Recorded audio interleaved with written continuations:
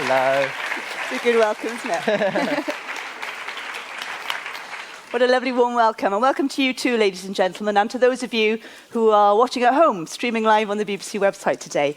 I'm Carolyn Hitt. It's my huge pleasure to introduce one of our greatest British sportsmen. At just 23, he's already been to 3 Olympics. From 10 metres up, he's dived to world, European and Commonwealth gold and has 2 bronze Olympic medals. He's a social media superstar. He's made a splash on primetime television, and now he's written a new book which promises to make Olympians of us as well. So, Tom Daley, welcome to the Hay Festival. Thank you. Thank you for having me. Tom, the perfect title, Tom's Daily Plan. Yes, a little play on words there. You train 5 hours a day, 6 days a week. Yes. You have got the body of a Greek god. Are you sure this book is really applicable to us lot? Yeah, definitely. I think the whole thing with health and fitness is it's not just about eating broccoli, chicken and rice every meal 5 times a day and making sure that you're going to the gym for 6 hours a day, 6 days a week. It's about feeling good as well, making sure that you have a healthy balance of food, because don't get me wrong, I've got a sweet tooth. I like cheesecake, I like cookies, I like cake, everything like that, like everyone else.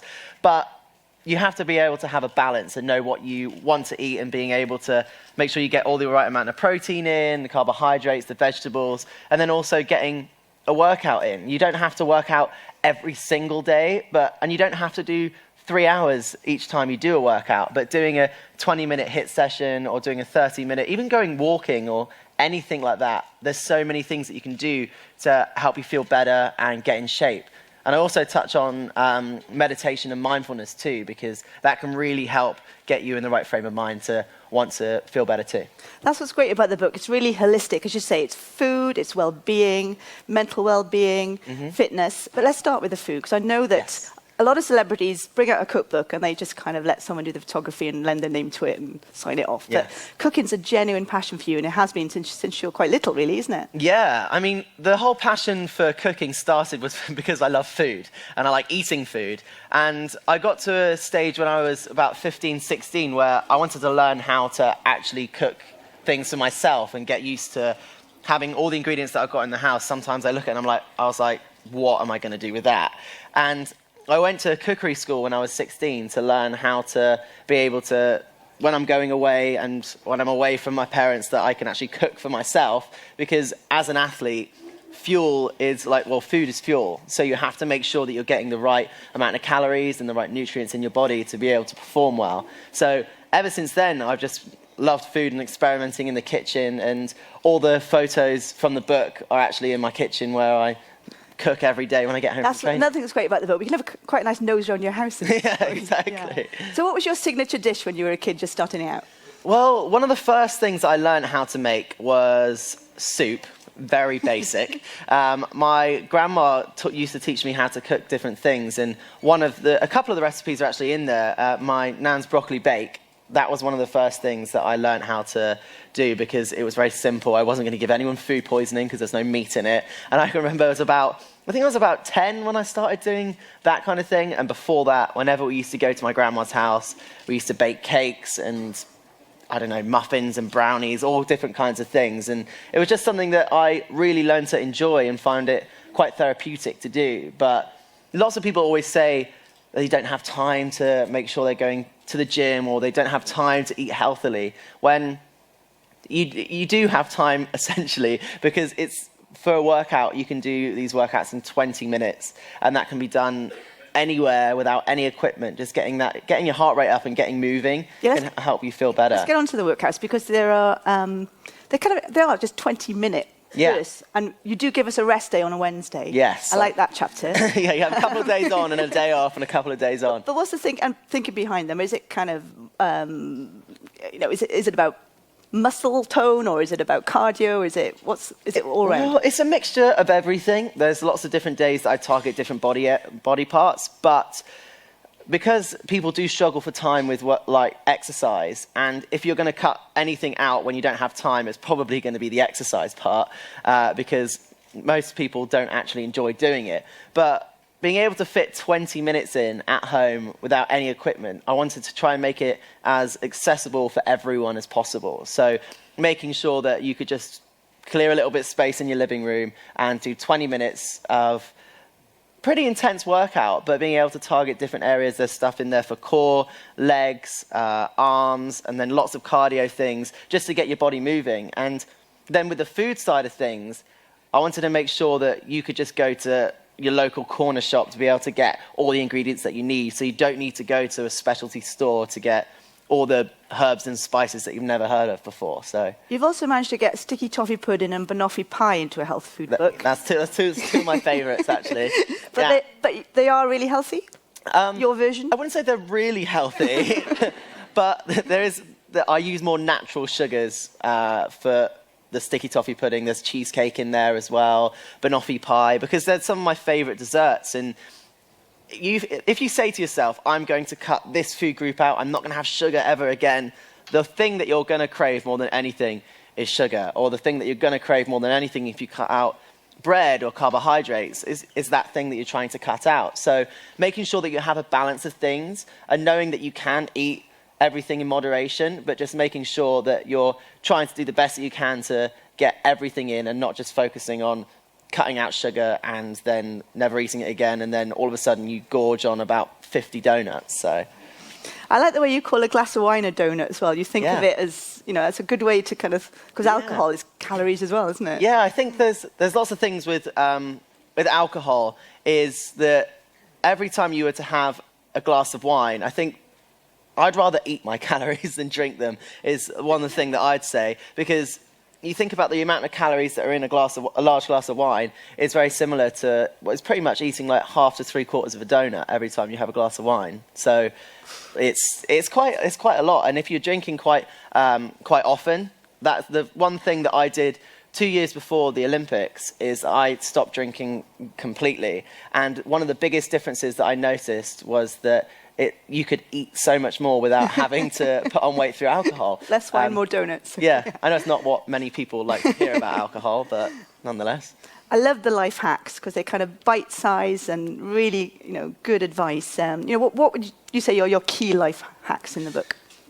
I do touch quite a lot on sleep, because I think people with all sleep hygiene, I like to call it, and like the things that people do before bed to make sure that they get the best night's sleep possible, because sleeping is when your body is able to recover, and it's actually when you burn the most calories is when you're sleeping. So the more that you can actually get a good night's sleep, the better your body's going to feel the next day and recover and rejuvenate. And then also I do also talk about recovery and making sure that one of the big things that I think people forget to do or think it's a bad idea is right after a workout, the best time for you to eat is 20 minutes after you finish the workout. Really? And if you can eat within 20 minutes of finishing your workout, because your body is craving protein. When you're doing a workout and when you're doing exercise, you're breaking down protein and breaking down your muscles. So they need to repair, recover, and regrow. And the protein is what you need for that. So if you don't eat, your body starts eating away at the muscles, and that's when it starts going a little bit flabby. So the more that, if you can eat a bit of protein and carbohydrate directly after a workout, your body burns through that rather than burning through the muscles, which then in turn helps you feel better anyway because you've eaten something, and also will help your body tone up and firm up. And that's what was interesting about the recipes, because you have ones that are specific for before and after workouts, don't you? Yeah, exactly. It's very important to know what you can eat and when. I think when is a crucial thing too, because there's certain things that if you're doing a workout, you're going to need energy for that workout. So if you're going to do something, if you're going to eat before your workout, having some carbohydrates in there is what's going to give you the energy to be able to get through it. And once you finish the workout, you're always going to need a little bit of carbohydrate. But in the evening, you won't need to have a big bowl of pasta for dinner, because if you have that big bowl of pasta, your body isn't going to burn through that energy. So making sure that you know what you're eating and when is quite important. And it's all about psychological well-being as well as physical. Yeah. And you strike me as a very energetic, frenetic kind of person, as most athletes are. Yeah. And yet you've discovered meditation in a big way, haven't you? But you were quite cynical to start with. Yeah. I mean, it was beginning of last year was when I really took it on board. But when my sports psychologist said to me, I think you would really benefit from meditation and mindfulness. And I was just like, does that really work, though? Just sitting there with your eyes closed, essentially. And I was a massive skeptic of it, and I started doing it. And I found it one of the most difficult things to do, is to sit there as someone that is always running around and loves to be busy, sitting down for 10 minutes with your eyes closed, focusing on breathing in and breathing out, was like the last thing that I was like, I don't have time for this. I need to be making my breakfast, or I need to be at training. So when I first started doing it, in the first week, I couldn't actually sit there and just focus on my breathing in and out without having all these different thoughts going on inside my head. And one of the things that I like to think about it is, in your head, it's like all these cars and traffic and noise and all these different thoughts that are going on. And then trying to get to the place where above all the clouds that are in the sky, there's always blue sky. So there's always that feeling of peace and feeling of just nothing that you can just always go back to. And with it, after a couple of weeks of doing it every morning, I got to a point where I started feeling myself being a lot more relaxed and being able to focus more energy, and I could deal with pressure a lot better. And then you can just use it in so many different things. Going into an exam, if you're starting to feel overwhelmed in any situation, just going back to focusing on your breathing, like in and out, can reset everything and give you that sense of clarity so you can actually think about what you're doing in that moment. So you've given us your daily plan for us. What is your daily plan? How does your average day map out? Well, usually the alarm goes off at about 6:10. I get up, wash my face and get ready with all that stuff. And then I go and do 10 minutes of meditation. Then I go and make my breakfast because I actually get up an hour and a half before I have to leave the house, because with training, I like to get up, have something to eat, and make sure that I'm awake when I get to the training session, because some people, if they've got training at 8:30, will get out of bed at 8 and roll right into the car and go to training, whereas I like to feel a little bit more like I've had some food and I feel like a bit more awake. Then I train for 2.5 hours, and directly after that I'll have something to, like a little snack right away after that, and then I'll have lunch about an hour and a half later, and then at 1:30 I start my afternoon training session through till 4, and again another little snack.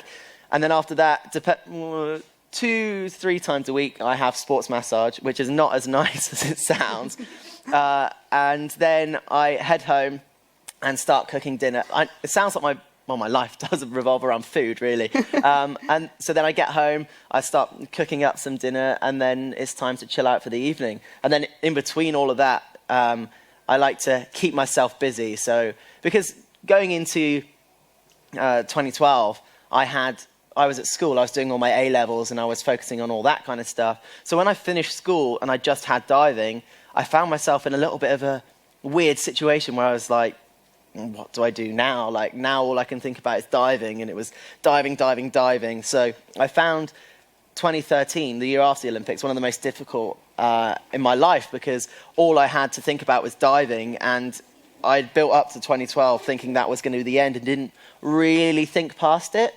And so then I started doing other things to take my mind off of just having to think about diving, doing Spanish lessons, camera operation, camera editing, and then took over my YouTube channel in 2015 and actually started filming, editing, and posting all these things. And for just having things to be able to take your mind off of just the training and just the diving can help you feel a little bit more at peace too. It's all about balance. And to take you back, because you've lived this lifetime of structure, haven't you? Yes. And of health and fitness routine. Just take you back right to the very beginning. How did you first get into diving? Well, I am from Plymouth, so my mum and dad always wanted me to be able to swim. That was the first thing, because we live by the sea, so just in case for some reason or another I fell into the sea, I'd be able to look after myself and swim. And then one Saturday morning, I remember my dad taking me and my brothers to the local swimming pool, a different one to where I was having my swimming lessons. And I saw the diving boards and people doing all kinds of crazy somersaults and twists off of it, and thought, wow, that looks fun. I want to try that. And then the week after, I was badgering my dad all throughout the week, Dad, can we go back and try diving? Can I go back and do this? So then I started a course every Saturday morning learning how to dive, and I absolutely loved it. I went with my brother, who's 2 years younger than me, and we just absolutely loved it, although he was always better than me. And he used to really frustrate me because he was 2 years younger and he was always better than me. And then after a couple of years, I was still loving it. He didn't really like it, even though he was the good one at it. And so he stopped diving. I carried on diving and then got talent spotted at a local competition and went into all these different competitions and events and started traveling. And yeah, then I managed to go to the Olympics and do all At that 14? Stuff. Yeah, I was 14. And you were the youngest British competitor. We thought you were the youngest British competitor at all time, but it was someone in 1920 who'd been a Cox or something. Yeah, it was 13 and 43 days. Yeah. But still, you know, you were very, very young. What was that experience like at that age? It was really surreal because in 2007, at the beginning of 2007, my coach said to me, do you want to go to the Olympics next year? Bearing in mind at this point, I'd done some dives on 10 metre, which is a little bit abnormal because normally you don't go up there until you're about 16. But I started learning my 10 metre dives when I was 12. And I didn't really know, I'd seen the Olympics and I didn't really know what the scale of it was. And I was like, yeah, okay, I'll go to the Olympics, why not? And then he had this whole plan written out of if I had done this dive by this point and if I was able to do all of these things that we were working on, I had an outside shot of maybe qualifying. And I remember going to the qualifying event in 2008 at the Water Cube in Beijing, and I needed to come in the top 18 to qualify a spot for GB, but not necessarily for myself. And I remember going through the competition, not really thinking about it, all these like way older people like I was diving against, and I was just little old me, like, you know, not even thinking about it, just doing what I love to do. And then I qualified for the semi-final and came in the top 18. I was like, oh, I got GB a spot. Great, like that's all good, but that doesn't mean it's my spot. And to qualify for my spot, I needed to come in the top 8. So I made it through to the final, which was the top 12, which is already way above what I was expecting to do. And I remember seeing my dad in the audience waving a massive Union Jack flag, and I was going into my last dive, and I needed to get 9.5s and 10s to qualify my spot. But at this point, I was like, well, I'm not actually going to go to the Olympics. I've been working for it, but like, you know, I'm too young to do that. And I think that mentality of being able to not worry too much about the consequences of things and just being in the moment and enjoying what I was doing right there and then, I got the 9.5s and 10s and qualified for the Olympics. And I felt, again, I didn't really know what the scale of it was. And I remember going to the Olympics in Beijing, and the weirdest thing is that in the Olympic Village you have this dining hall which is 24 hours, free food, and it's just the size of it is like 4 football pitches. So you can imagine the amount of people in there, because they have to cater for 10,000 people. And the weird thing is when you're just, you know, walking around having breakfast, and then on the table next to you is like Usain Bolt or Andy Murray, Nadal, like just randomly all over you just see these like famous sports people, and I just remember sitting there thinking, what am I doing here? Like I was just on summer holidays from school and just come away for a trip to Beijing. But yeah, I think the first time it really sank in was when I walked to the end of the diving board for the first dive and look down, and you see on the bottom of the pool the Olympic rings. And then ever since, from that moment on, those 5 rings have such a significance to me and what I do and what I want to achieve, that was the real moment that it's, now I'm covered and I've got a tattoo, I've got like a ring. So yeah, it's just kind of taken over my life, and that and the Union Jack, I'm a little bit obsessed with. I've noticed that in your interior design choices. We're going to get you a Welsh Dragon by the end of this. Yeah, exactly. But yeah, incredible success at such an early age. And I just remember, I think the Daily Mail picked you up as one of the 7 athletes to watch the next Olympics, and then television documentaries. We saw you grow up on television, really. What were the pros and cons of that for you? It was a little bit weird, actually. I can remember back in 2005, I remember seeing one of my teammates go into the Plymouth Herald, our local newspaper, and I remember driving home with my dad and being like, whoa, Tonya was in the newspaper today. How cool's that? And I was like, Dad, do you think I'll ever be in the newspaper for diving? And a couple of months later, I went to the national championships and I won the under-18 category. And I remember seeing a little piece in the bottom with like a little face. Like I wasn't the... Well, I was a little bit of a goofy kid, and I remember seeing that photo and a little headline about, and I was just like, well, that's weird. I thought it was going to feel like it was like a big thing, and then I kind of like read it, and it's this whole time that you see things written about you and you watch things, like I can't actually watch things back of myself on TV or read anything about myself in the newspaper. I'll look at it, but whenever I read it, it's really weird because I'm just Tom. I just dive and do my thing. I don't really think about like anything other than that. So when you see it in a newspaper or whatever, you're just looking at it and it's like you're reading about someone else almost. And I remember when the documentary started to happen and we were picked with like 5 other athletes for the BBC documentaries, and then there was the Magnificent Seven with the Daily Mail. And it was just one of those things that I just was, plodding along, doing my own thing. And then there was cameras around. And because it started when I was like 9 or 10, I didn't really think about it. Like, I just was like, okay, yeah, hello.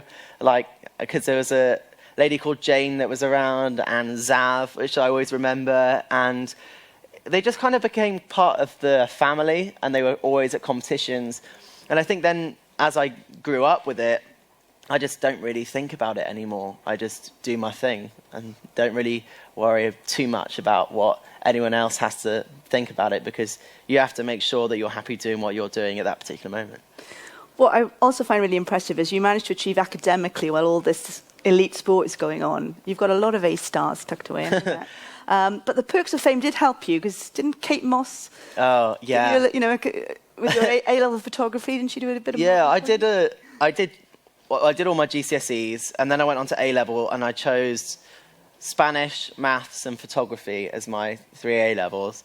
And I remember going to really randomly, doing a photo shoot for Italian Vogue with Kate Moss, shot by Bruce Weber. And if anyone's into photography, Bruce Weber's quite a renowned photographer. And at the end of the shoot, I just said to Kate, and I was like, do you mind if I take a few photos of you for my A-level photography? and I remember her, and she was just like, I like you. No one's ever had the guts to say that to me before. And I remember we were in the Queen Victoria Pool in London or something, and there was just this back alley with cobbled brick and all that kind of stuff, that I started taking some photos, and then Bruce Weber, who had just finished the shoot, came out, oh, Tom, let me help you. And then he was helping me with he was like, no, I think it's better to go from this angle. And I was like, what on earth is happening? But yeah, she was completely lovely about it, and no one's really seen I only actually used, because it was one of the first things that I did with my project, I wasn't exactly completely on it with what I was doing, so it didn't end up actually being some of my best work to actually use for my exam, but it was one of the most crazy, surreal experiences to have her help me out with that, to be honest. And what grade did you get? I got an A star. Of course you did. But yeah. Of course you did. No, and of course, Tom, what you really had to cope with during your adolescence was the loss of your dad, Rob, Yes. and I can't imagine how difficult that must have been. He's just 40. Yeah. Went through cancer for 5 years before that, and he was, as you've always said, your greatest cheerleader. Oh, definitely. My dad took me to every single training session from as long as I can remember, and he always lots of the parents just used to kind of drop kids off and then come back and pick them up at the end. But my dad used to love just sitting there and watching. He didn't really necessarily know what was going on and didn't really know much about what was happening, but I kind of liked that because he didn't get too involved in what the coaching side of it or trying to understand too much. He just used to love just being there, watching it, and he used to do it with my 2 younger brothers too. He used to be everywhere, in all places at once, like at football watching my brothers or at rugby watching my brothers, and then at diving with me, going to every single international, national, like any kind of competition, he was always there with his big Union Jack flag. So it was, one of the toughest experiences to lose my dad, because I thought he was invincible. You know, you always do. You think your parents are completely invincible. And he was battling cancer for 5 years, and he had the first operation, and he had a brain tumor the size of a fist removed. And he started getting better from it with radiotherapy and chemotherapy. And then he got diagnosed with another brain tumor.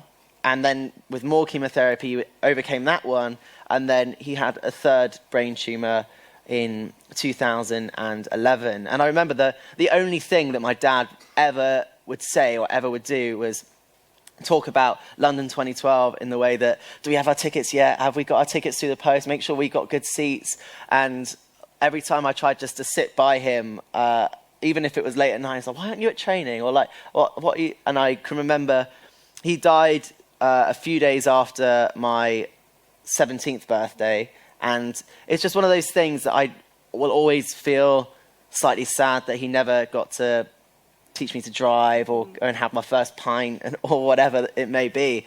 But I think it does give you a massive boost of motivation to want to do really well and compete to the best of your ability, because, you know, I know that he would have wanted me to get right back to training, because I didn't miss any training sessions. It was just right back to it. I had the nationals the week after, and it was about trying to get to the Olympic Games. And that's why that bronze medal meant so much in that moment, because you just trained so hard for so many years, and all the things that go into it, all the sacrifices you have to make, all the things that you have to miss out on, all the things that you work so hard to achieve. When you finally have an Olympic medal to show for all of that, it was like one of those highly emotional, happy that I'd done it, sad that my dad wasn't here to see it, and then it was just, and then before I knew it, I ended up in the pool. So, oh, we all remember those amazing scenes, and particularly the drama of the dive that got you to that medal. Yes, it was. I don't think there's ever been a moment. Well, it was.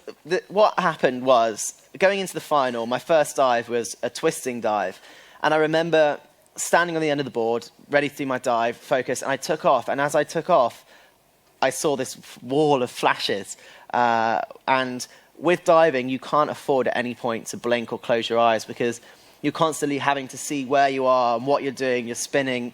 Like a dancer would spot like the wall when they're spinning, we spot the water as we're spinning and twisting. And in the moment when you blink, that's when it's kind of game over, really. And I remember hitting the water and all of a sudden, like, completely frustrated sometimes there's home advantage with cheer and then home disadvantage because it was a first dive. Everyone wanted to have a photo. Completely fine. Like, it's great, but maybe not with a flash. But I remember getting out of the pool and putting my hand up, and my coach came over and was like, "What, is everything okay?" And I was like, "Well, that happened. I got lost. I closed my eyes." And then I went over to the referee and I was like, "Could you please..." I wasn't expecting them to say what they said, but I went over to, "Would you be able to make an announcement to tell people to turn off their flashes because it can be a little bit dangerous?" And he was like, "Okay, that's fine. Anything else?" And I was like, "Well, I do feel like it would be fair to have a redive." And I wasn't expecting him to grant me the redive. And he said, "Okay, I'll make the announcement and up you go." And then in that moment, I was like, Really got to nail it now. But as a diver, getting lost in a dive in the air was the most scary experience. And to go back up right away in front of 18,000 people in the audience, millions of people at home, I was just completely and utterly terrified to stand there and knowing that I had to do it better than the last one or it was just going to be a mess. And I did the dive. It was better. And luckily, it turns out that if I hadn't have done the redive, I still would have got the bronze medal, but wouldn't have been in contention for any other places. But I can remember just being so terrified in that moment. And that's when that dive in particular, from that point on, caused me so many different issues. Like it sounds really over the top and dramatic, but every time I went in for training afterwards to do that dive after the Olympics, I was so terrified that it would take over my whole life. I couldn't walk on 3 drains. I couldn't walk under a ladder. You talked about having post-traumatic stress disorder after that I had therapy for that, like loads of different eye movement therapy. And I found it so difficult and so daunting to go to training that in 2013, it was one of the most difficult things because I just didn't want to do it anymore because my life was being taken over by being scared about this one particular dive, which is why I ended up having to change that twisting dive so that I don't do that one anymore. And the dive that I do now, rather than if this makes any sense to anyone, a back 2.5 somersaults with 2.5 twists is what I used to do. But now I do a forward 3.5 somersaults with 1 twist. And it was a dive that no one had ever done before. And I remember after a year and a half of me trying to stick with this back twisting dive, my coach came, I moved to London, changed coach and had like a different change of scenery, which I'm sure we'll get onto in a minute. But I remember coming back from the off season where I have a bit of time off after the World Championships. And she said to me, we need to learn a new dive. And I was like, okay, what dive do you expect me to do instead of that? There isn't any other dive that I have a choice to do with the same degree of difficulty. And she said, well, I've been looking on YouTube and I was like, right. And I was looking at lots of different things and I came across this video of someone on a Russian swing in the circus doing a forward 3.5 somersaults with 1 twist into the water. And I was like, yes, but that's on a Russian swing. I don't know if anyone knows what a Russian swing is, but it's one of those things that in the circus they throw you up really high into the air, so you have a ton of time to do it. And she said to me, we need to learn this dive. This, I think, is the only option that you have. And because we had no video reference other than this circus trick, we had to turn a circus trick into an Olympic dive, which obviously then set like a whole new level of challenges. But I remember working as hard as I possibly could to do it, and it was a massive risk to learn a new dive. Is this the firework? Yes. Yeah. It got that nickname because Lance said to me, oh, it kind of looks like a firework because you're spinning like really normally and at the end you come out and do a twist. Yeah. And that's how the firework name kind of came about. But yeah, and now I still do that dive and I'm glad that I never have to do that other dive ever again. You've said that after the highs of 2012, you hit a low and you just wanted to find out what it was to be an 18-year-old and have some fun. How did you do that? I turned 18 in May 21st, so last week. I turned 18 in May. The Olympics were in August. So when you turn 18 and you've got the Olympics coming up, you don't really go out and do the usual 18-year-old thing. So I remember after the Olympics, my mum was up in London and a few of my friends were in London and they were like, let's go out. And I was like, what do you mean go out? I can't go out. I don't do any of that. You know, I'm just Tom the diver. I don't go and do any of the stuff that looks fun. Yeah. So they're like, we're going to take you to a club. And I was like, no, I can't go to a club. And I felt like it was like a really naughty thing to go to a club because I'd need to be training or doing whatever. And I was on time off because obviously I'd finished the Olympics by then. And I remember thinking, oh, wow, that was fun. I want to do that again. And then for that period, after the Olympics, I was just like, you know what? Maybe I should just be an 18-year-old, go and have fun and do what everyone else is doing. All my friends have turned 18 now, and they're going out on the weekends and having fun. Why can't I do that? So I started, having the experience of being an 18-year-old and going out on the weekends and then realizing, is diving really what I want to do? Is it like the struggle with the back twist and wanting to be normal and be with my friends? Am I really going to be able to get through this and actually get the same passion that I had before? And it wasn't really until I met Lance that kind of changed, because meeting Lance gave me that, extra motivation to want to be good at what I did, because that's something that I feel like, diving isn't what I'm about. I feel like there's so many different things other than diving that I try to, make part of my life, that I thought, is diving really what I want to do?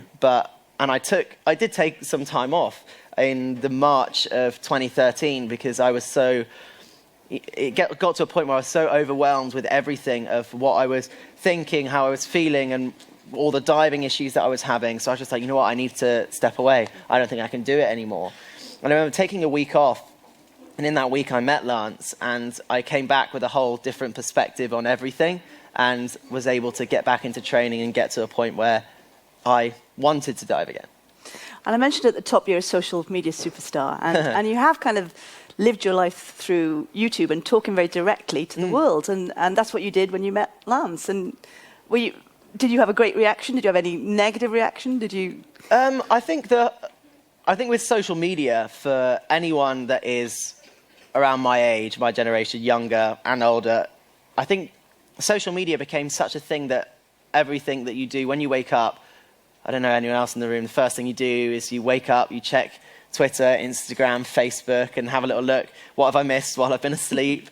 And then YouTube kind of came about in a way that I was able to speak to people, fans, friends, whoever you like, about what I was actually feeling. It always was like a bit of it's like a diary output for me, being able to document things that I'm feeling, doing, leading into the Olympics, leading into competitions, and giving people an insight into what it's like to be an athlete. And I think that's why there were so many different ways that I could have told the world about Lance and all that kind of stuff. You know, my team were like, oh, why don't you go on a TV show? Why don't you do an interview here? Why don't you do that? And I was just a bit like, you want to be able to communicate directly with the people that your generation as well. My generation, in a way that I didn't want any words to be twisted. I didn't want to be asked any questions that I didn't want to be asked. And I was able to just say what I was feeling, what I was thinking,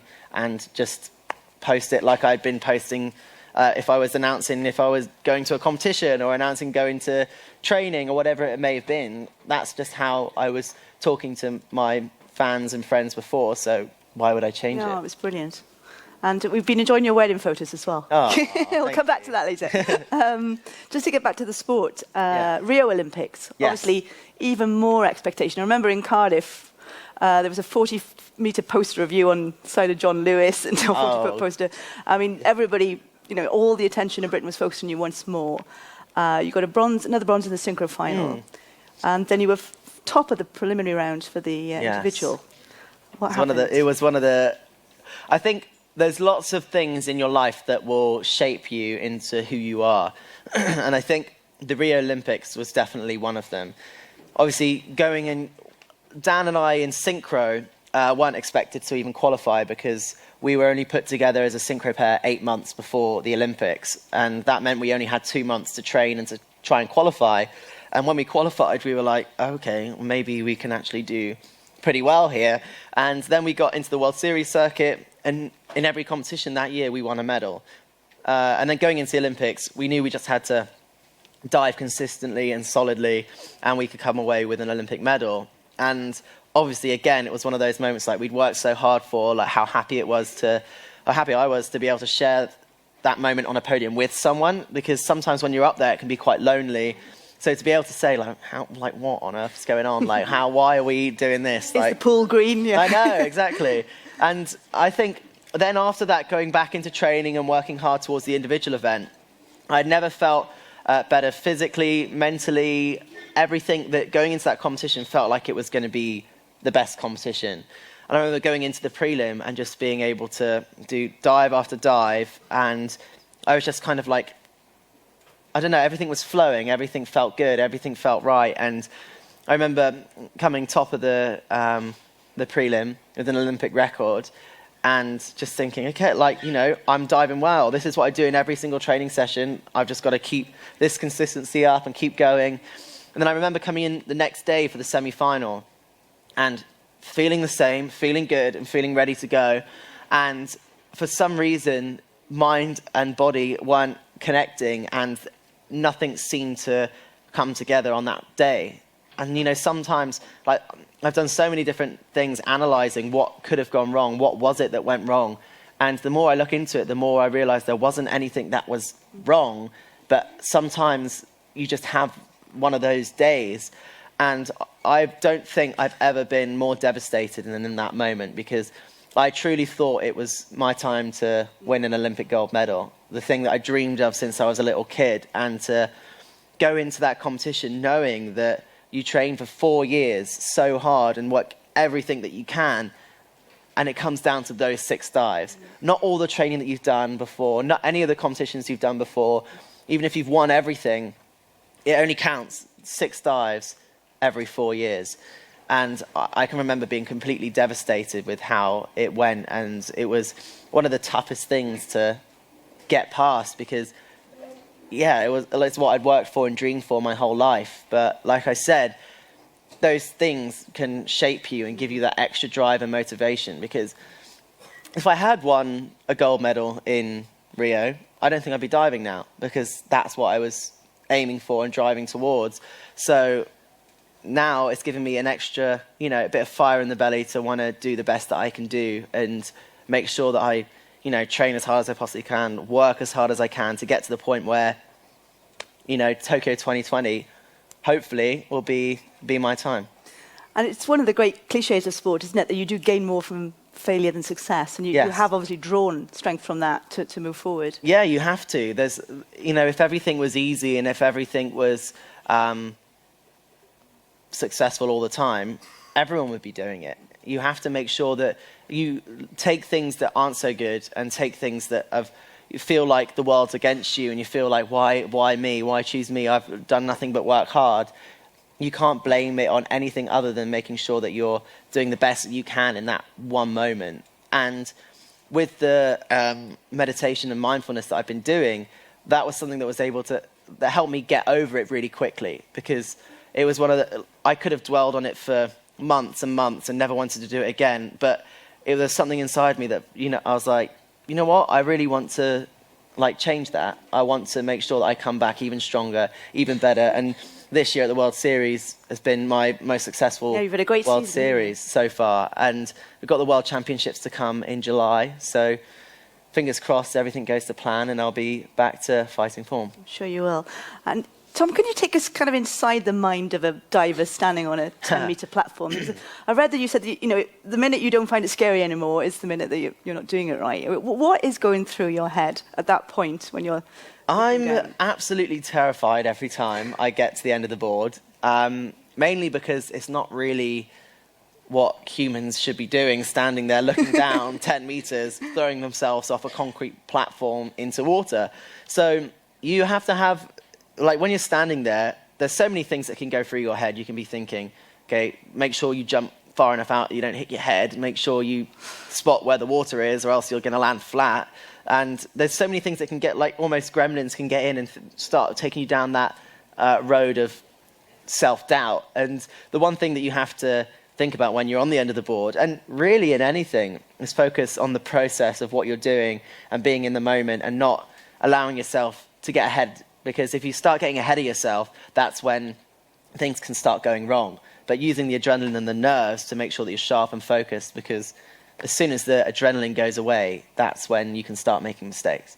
And physically, what does it feel like in that descent and hitting the water? I guess the only way you can describe what a dive would feel like is if you went on a roller coaster and you're being if you go up to the top of it and then all of a sudden you're flying down, you're doing twists and turns, and at the end of it, it's one of those, it's almost like a relief that it's over and you've managed to land vertical. But we hit the water at 35 miles an hour. So the impact is quite intense on wrists, shoulders. I've torn my tricep a fair few times. I've hit my head on the board a couple of times. It's one of those things that diving can be quite intense and quite dangerous, but there's no real feeling like it because you're not attached. It's like being on a roller coaster, but without being attached to anything. So you're kind of free falling and you're in control of what your body's doing in the air, which is, I don't know, it's very surreal, but I guess that's why I like doing it. I'm a bit of an adrenaline junkie, really. You'd have to be. Yeah. And synchro diving fascinates me because I always think, well, what if you've done the perfect dive and your mate hasn't? Yeah. Or vice versa. I mean, yeah. And the relationship you have to have, both up here and in matching your movements, is incredible. Yeah, you have to try and match yourself with a partner that has the same kind of technique as you, because if you've got the same technique, it makes synchro a lot easier. because then it becomes a matter of 1, 2, 3, go. And then once you've left the board, it's not like I can slow down or fall faster, or like, you just have to do your own dive and make sure the individual dive that you do is as good as you can. But that's the thing with synchro. Individually, you're in control of everything. With synchro, if your synchro partner doesn't do a very good dive, then it brings down your marks as well. So it's about trying to get a consistent individual diver to then become consistent synchronized divers. So how do you not resent your partner if that happens? I mean, because sometimes it's like I'll mess up, sometimes he'll mess up. You can't get mad at each other for messing up, because you want to just focus on doing well, because you don't want to be standing on the end of the board worrying about, oh, I don't want to mess it up. You want to focus on doing it the best that you can, because as soon as you start thinking, I don't want to, or, you know, every time you like worry about something, it's kind of like you're kind of wishing that it's going to come true. Because if you worry, oh, I'm worried that I'm going to hit my head, or I'm worried that I'm going to mess up this dive, I'm really worried, then the more you think about that, the more likely it is to happen. And you do mix 3-meter springboard, because that's quite a new thing, isn't it? Yeah, so now they've brought in mixed synchro. So in September, we find out if it's going to be in the Olympics or not. But I do synchro with a girl called Grace on the springboards. So I'm not usually on a springboard diver, but with this new event, it's male and female diving together as a synchronized dive team, which is a new concept, a new idea, but it's been proven to be quite, I don't know, it's quite entertaining to watch, because sometimes you have to get people, like the best female springboard divers with the springboard divers that aren't as strong as the male or used to doing the harder dives that they do in the men's springboard. So getting someone to match you on springboard and match you on 10 meter can be quite interesting, because I can't do some of the more simple dives anymore that the girls will do on 10 meter, whereas some of the younger divers match really well with the top female divers. So you do see some interesting pairs. Now, as you've touched on, you've found great happiness in your personal life. And yes. Congratulations on the wedding. Thank you. Lance has got a stellar career himself. He's an award-winning, Academy Award-winning screenwriter. Yeah. How do you balance those workloads as a couple? I mean, we both understand each other's passion for what we do and making sure that we're working as hard as we possibly can. So there's not many people that understand how much effort and time and sacrifice goes into being the best that you can be. So it's nice to have someone that understands that. Although the one thing, I've got a trophy cabinet with things like medals and all that kind of stuff, whereas he keeps his Oscar in the upstairs loo. So apparently it's bad luck to have it anywhere other than in the toilet, apparently. I'd never heard of that. Have you suggested any diving movie? Oh, no. No, it's funny, the way that we first actually got talking was around a mutual friend's dinner, and the only way that we knew to talk to each other, it was like, you know, it's always a little bit daunting at first, and then he said that he was a filmmaker, and I was like, okay, cool. I was like, imagine film about the goings on inside the Olympic Village, because I could tell you it's quite wild. Story. Yeah, exactly. So and then we got talking like that, but we've never talked about making anything together. I think I'd be better as a producer. Mm-hmm. I quite like the organisation. You wouldn't want to be in front of the camera, because you know. I find it fun to organise things. Yeah. I'm a bit of a organising freak. Anything that can be done around the house, I like things to be neat and tidy and where they should be.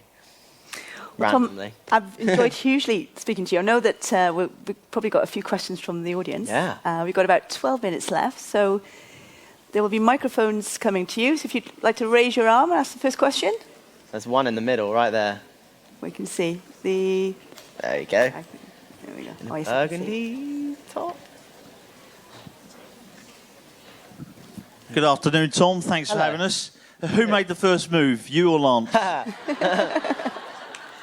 Funnily enough, we went out afterwards as a big group, and he was leaving, and he got his assistant to come over to me with his phone, and I put my number in it with a wink face, and then it went from there. So yeah. Lady here in the red. See the microphones. Is that microphone just there? It's coming to you. Yeah. Hello. Hello. What was your greatest sporting achievement?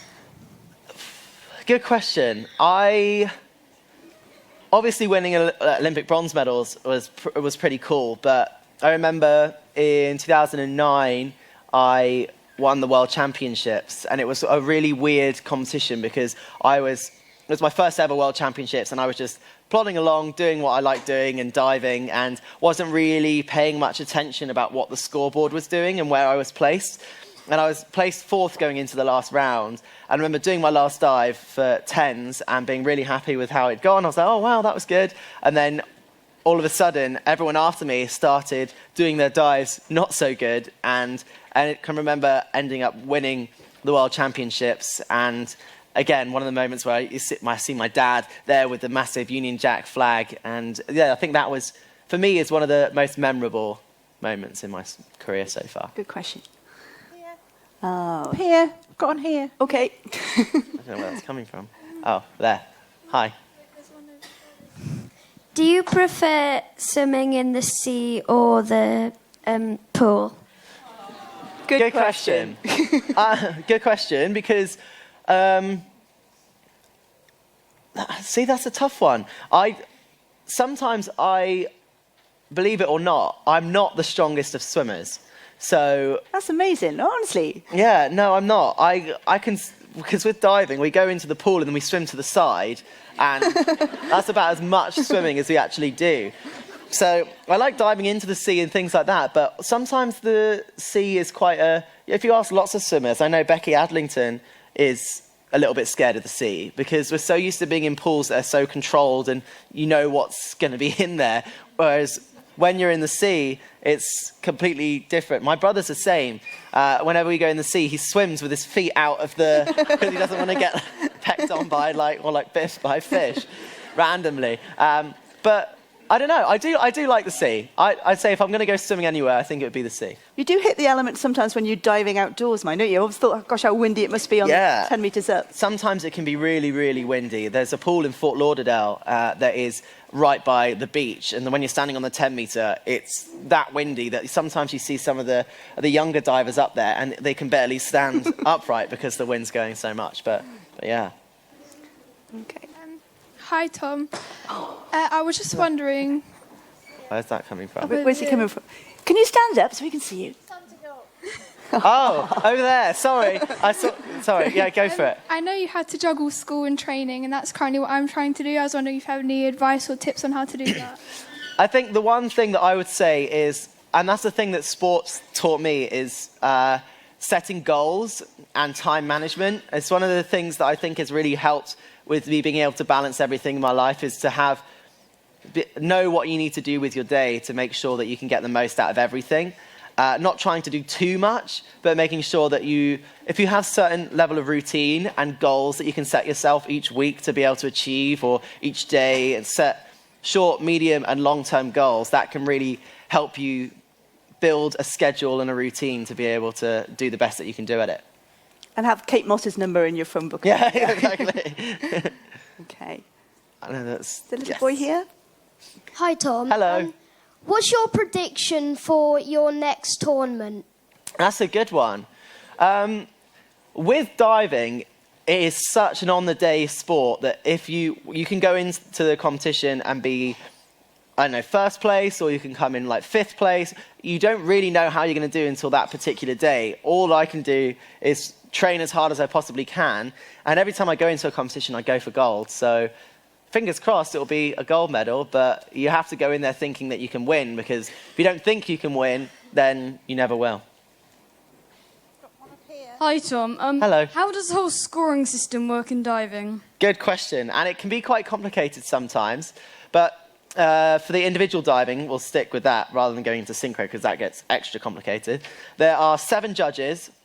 They all mark out a 10, and then once all the scores are there, they take the 2 highest and the 2 lowest away, so you're left with 3 scores. And then those 3 scores are added together and times by the degree of difficulty. So the harder your dive is, in theory, the more points you can get, but it also comes at a greater risk of messing it up. So, 7 judges, highest, lowest off, times it by the degree of difficulty. What have we got? There's one down the front as well in a minute. Yeah, we'll come to you next. I'm a swimmer and I find it really hard to eat before a competition. How do you deal with that? That's a good question. I used to be the same, struggling to eat before a competition because... Is it because you get nervous and you worry about, like, the competition? Yeah. So the one thing that I would say is before competing, I used to worry about eating breakfast because I just never felt hungry in the morning of a competition. But the one thing I would say is take a little snack with you, whether it's like cereal bars or if you've been able to prepare something at home, and just keep nibbling on it. And even if it's you're only able to eat a little bit, just having little bits quite often before your competition will help, rather than just thinking, I need to have like a big breakfast. Just think about having little bits and eating what you can and not worrying too much about it, but making sure that you try and get some fuel in your body. And a few recipe ideas in Tom's book. Yes, of course.